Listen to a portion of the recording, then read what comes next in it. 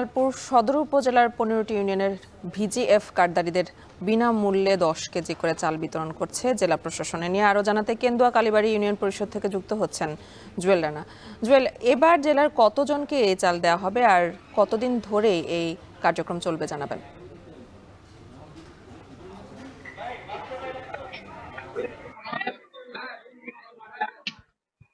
Any জামালপুরে পবিত্র কোরবানির ঈদ উপলক্ষে দুস্থদের জন্য খাদ্য সহায়তা কর্মসূচির আওতায় অর্থাৎ বিজিএফ বলে এই প্রকল্পের আওতায় ৭৮,১৬৮ জন কার্ডদারের মধ্যে প্রতিজনকে 10 কেজি করে চাল বিতরণ কার্যক্রম গতকালকে থেকে শুরু হয়েছে। অর্থাৎ আজকে সকাল 8টা থেকে শুরু হয়ে এক একটা না 5টা পর্যন্ত চলবে। অর্থাৎ আগামীকালও এই চাল বিতরণ চলবে জামালপুর সদর উপজেলার 15টি ইউনিয়নের মাধ্যমে। আর এই জেলা প্রশাসনের উদ্যোগে এই যে চাল বিতরণ করা হচ্ছে পবিত্র ঈদকে কেন্দ্র করে, এই চাল বিতরণের দায়িত্ব হচ্ছে উপজেলা নির্বাহী কর্মকর্তার মাধ্যমে ইউনিয়ন পরিষদের মেম্বার ও চেয়ারম্যানদের সহায়তায় কিন্তু এই চাল বিতরণ কার্যক্রম চলছে। সব মিলিয়ে বলা চলে এই যে চাল পাচ্ছে এই চালগুলো নিয়ে সাধারণ মানুষের কিন্তু অনেকটা উপকার আসবে বলে এখানে ভুক্তভোগীরা জানিয়েছে।